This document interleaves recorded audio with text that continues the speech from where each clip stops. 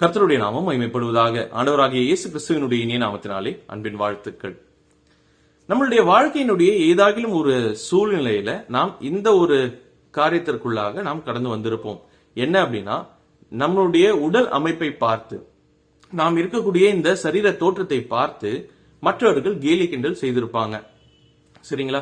ஒருவேளை நீங்க கருப்பா இருக்கீங்க, நீங்க குள்ளமா இருக்கீங்க, நீங்க குண்டா இருக்கீங்க அப்படின்னு சொல்லி நம்மளுடைய உடல் அமைப்பை பார்த்து கேலி கிண்டல் செய்யக்கூடியவர்களாக கட்டாயமாக இருந்திருப்பார்கள். ஓகேங்களா? இது ஃப்ரெண்ட்ஸுக்குள்ள ஒரு சின்ன வட்டத்துக்குள்ள நமக்கு ரொம்பவும் நன்றாக நாம் நெருங்கி பழகின அந்த வட்டத்துக்குள்ள நடக்கும் பொழுது அது நமக்கு பெரிய பாதிப்பை ஏற்படுத்தாது. ஆனால் ஒரு 4 பேர் இருக்கக்கூடிய சூழல்ல யாராகிலும் ஏதாகிலும் ஒரு வார்த்தையை இது போல சொல்லிட்டாங்க அப்படின்னா நமக்கு ரொம்பவும் கோபம் வரும். அது நம்மளை ரொம்பவும் பாதிக்கும். நாம என்ன செய்வோம்? நம்மளுடைய உடல் அமைப்பு இப்படி இருக்கு, இதை நான் எப்படியாச்சும் மாத்தணும் அப்படிங்கிறதுக்காக நிறைய பிரயாசங்களை எடுக்கக்கூடியவர்களாக நாம் இருப்போம். நாம ஹெல்த்தியா இருக்கிறதுக்கு சில காரியங்களை செய்கிறது தவறல்ல, அது வேறு விஷயம். ஆனால் நம்மளுடைய தோற்றமே இப்படிதான் இருக்கிறது அப்படிங்கிற பட்சத்துல அதை மாற்றுகிறதற்கு நிறைய பிரயாசங்களை எடுக்கக்கூடியவர்களாக நாம் இருப்போம். ஏன்னா மற்றவர்கள் நம்மை பார்த்து கிண்டல் செய்கிறார்கள். அவர்களை போன்ற தோற்றம் எனக்கு இல்ல, இவர்கள் இருக்கிறது போல நானும் என்னுடைய உடல் அமைப்பை மாற்றிக்கொள்ளணும் அப்படின்னு சொல்லி அவர்களை பார்த்து இன்ஸ்பயர் ஆகி விருப்பப்பட்டு சில கடினமான சூழலுக்குள்ளாக நாம் கடந்து போகக்கூடியவர்களாக இருப்போம் இல்லையா? கடினமான பிரயாசங்களை எடுக்கக்கூடியவர்களாக நாம் இருப்போம். ஆனா வேதாகமும் நமக்கு என்ன சொல்லுகிறது அப்படிங்கறத நம்ம முதலாவதாக வாசித்துட்டு வந்துடலாம். சரிங்களா? இன்றைக்கான தியானத்திற்காக நாம் தெரிந்து கொண்ட வேதாகம பகுதி 139வது சங்கீதம், அதனுடைய 14வது வசனம். சரியா? நான் வாசிக்கிறேன். நான் பிரமிக்கத்தக்க அதிசயமாய் உண்டாக்கப்பட்டபடியால் உம்மை துதிப்பேன், உமது கிரியைகள் அதிசயமானவைகள், அது என் ஆத்மாவுக்கு நன்றாய் தெரியும் அப்படின்னு சொல்லப்பட்டிருக்கு. தாவீது எழுதின ஒரு சங்கீதம் தான் இது. சரிங்களா? முதலாவதாக இந்த வசனத்திலிருந்து நாம் தெரிந்து கொள்ளக்கூடிய காரியம் என்ன அப்படின்னா, படைக்கக்கூடியவர் யார் என்பதை நன்றாக தெரிந்து வைத்திருக்கக்கூடியவராக தாவீது இருந்தார். சரிங்களா? தாவீதை உருவாக்கினவர் யார் என்பதை இந்த சங்கீதக்காரன் தாவீது நன்றாக அறிந்து வைத்திருக்கக்கூடியவராக இருந்தார். அப்போ நம்மளுடைய வாழ்க்கையிலும் நாம் முதலாவதாக செய்ய வேண்டியது என்னவென்று சொன்னா, நான் இப்படி இருக்கிறேன், என்னுடைய உடல் அமைப்பு இப்படிதான் இருக்கு, என்னுடைய தோற்றம் இப்படிதான் இருக்கு, எல்லாமே சரிதான். ஆனால் என்னை உருவாக்கியவர் யார்? கர்த்தராக இருக்கிறார். எல்லாவற்றையும் மிகவும் ஞானமாக படைத்த, இந்த உலகத்துல நாம் பார்க்கக்கூடிய எல்லா இயற்கையான காரியங்கள் அல்லது இந்த உலகத்தை முற்றிலுமாக, இந்த யூனிவர்ஸ், கேலக்சி, இது எல்லாவற்றையும் ரொம்பவும் ஞானமாக படைத்த அதே கர்த்தர் தான் என்னையும் உருவாக்கி இருக்கிறார் என்பதை நாம் முதலாவதாக நினைவில் கொள்ள வேண்டியது அவசியம். நம்மளுடைய கர்த்தர் நம்மை உருவாக்கினதுனாலே அதுல எந்த ஒரு குறைவும் வராது என்பதையும் நாம் நினைவில் கொள்ள வேண்டியது அவசியமாக இருக்கிறது. சரியா? ஒருவேளை நான் கருப்பா இருக்கலாம், அது கர்த்தருடைய பார்வையில குறைவானது கிடையாது. நான் ஒருவேளை குண்டா இருக்கலாம், குள்ளமா இருக்கலாம், ஆனால் அது கர்த்தருடைய பார்வையில குறைவான ஒரு விஷயம் கிடையாது. அப்போ கர்த்தர் உருவாக்கினார் என்பதை நான் நினைவில் கொள்ள வேண்டியது எந்த அளவுக்கு அவசியமோ அதே அளவுக்கு கர்த்தருடைய அந்த சிருஷ்டிப்பிலே, உருவாக்குதலிலே எந்த ஒரு குறைவும் வராது அப்படிங்கிறதையும் நான் நினைவில் கொள்ள வேண்டியது அவசியமான ஒரு விஷயமாக இருக்குது. முதலாவதாக. இரண்டாவதாக நம்ம இங்க வாசிக்கிறோம், இவர் என்ன செய்கிறார் அப்படின்னா, தாவீது என்ன செய்கிறார் என்று சொன்னா, அவர் கர்த்தராலே உருவாக்கப்பட்டபடியினாலே அதை நினைத்து கர்த்தருக்கு நன்றி செலுத்தக்கூடியவராக இருக்கிறார். சரியா? அப்போ நாம் நினைவில் கொள்ள வேண்டியது என்னவென்று சொன்னா, நான் கர்த்தரால் உருவாக்கப்பட்டிருக்கிறேன், என்னை உருவாக்கியவர் கர்த்தராக இருக்கிறார், அவருடைய உருவாக்குதலிலே அவருடைய இந்த சிருஷ்டிப்பிலே எந்த ஒரு குறைவும் இல்லை.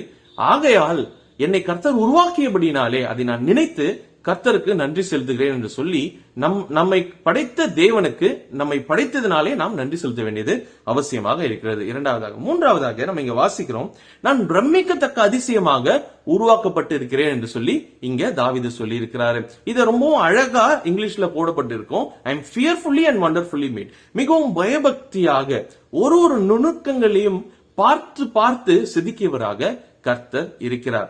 நம்மளுடைய உடல் அமைப்பு இப்படிதான் இருக்கணும், நாம இப்படிதான் தோற்றம் அளிக்கணும், என்னுடைய முக அமைப்பு இப்படிதான் இருக்கணும், எனக்கு கண்கள் இந்த இடத்துல தான் இருக்கணும், என்னுடைய மூக்கு இவ்வளவு பெருசா தான் இருக்கணும், என்னுடைய வாய் இங்கதான் இருக்கணும், எனக்கு இந்த அளவுக்கு தான் மீச தாடி வளரணும், இப்படி எல்லா விஷயத்தையும் கர்த்தர் நுணுக்கமாக பார்த்து பார்த்து செதுக்கியவராக அவர் இருக்கிறார். அப்போ என்னுடைய உடல்ல இருக்கக்கூடிய ஒரு விஷயத்தையும் இப்படிதான் இருக்கணும் என்று சொல்லி கர்த்தர் நினைத்து செய்திருக்கிறார் என்று சொன்னால், ஓகேங்களா, இப்படிதான் இருக்கணும்னு சொல்லி கர்த்தர் நினைத்து செய்திருக்கிறார் என்று சொன்னால் அதை முழு மனதோடு கூட அக்செப்ட் பண்ண வேண்டியது நம்மளுடைய கடமையாக இருக்கிறது. அதை நான் முழு மனதோடு கூட அதை ஒற்றுக்கொண்டு ஏற்றுக்கொள்ள வேண்டியது என்னுடைய கடமையாக இருக்கிறது என்பதை நாம் முதலாவதாக நினைவில் கொள்ள வேண்டியது அவசியமாக இருக்கிறது.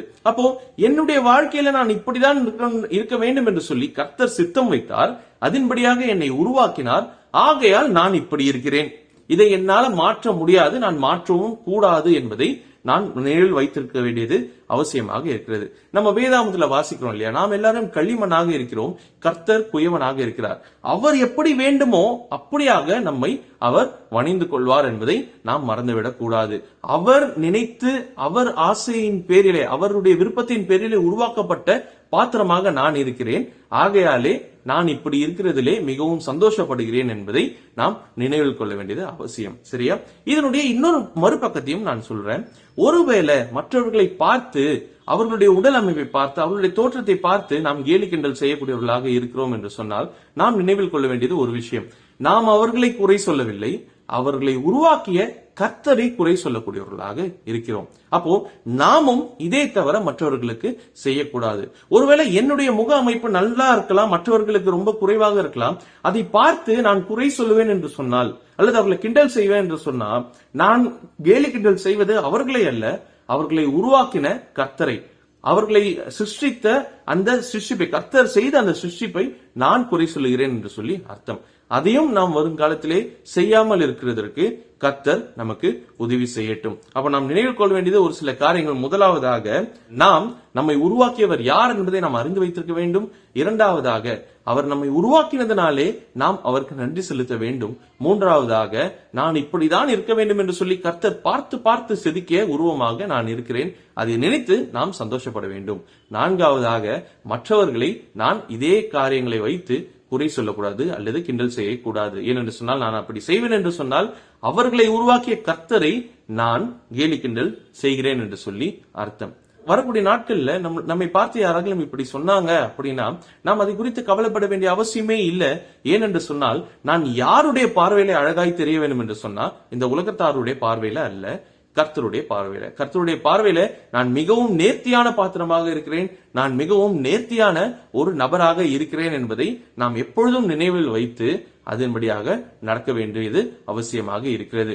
இதுல இன்னொரு ஒரு விஷயத்தையும் நாம் யோசிக்க வேண்டும். என்னவென்று சொன்னா, கர்த்தர் உருவாக்கிய இந்த உடல் அமைப்பை மாற்ற வேண்டும் என்று சொல்லி நான் என்னைக்குமே யோசிக்க கூடாது. நான் இப்படியாக சொல்றேன், ஒரு உதாரணத்திற்காக, நமக்கு தொப்பை இருக்கு, அதை நான் குறைக்கணும்னு நினைக்கிறேன்றது எல்லாமே ஹெல்த் சம்பந்தப்பட்ட காரியங்கள், அதை நான் குறை சொல்லவில்லை.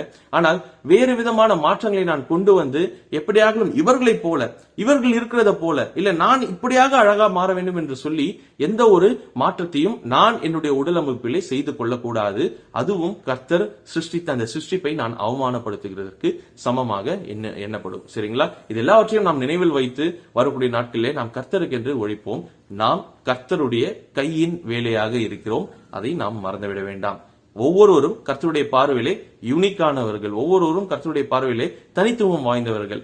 அதை எப்பொழுதும் நாம் காப்பாற்றிக் கொள்கிறதற்கு கர்த்தர் நமக்கு உதவி செய்யட்டும். கர்த்தருடைய நாமம் மாத்திரமே மகிமைப்படுவதாக. ஆமென்.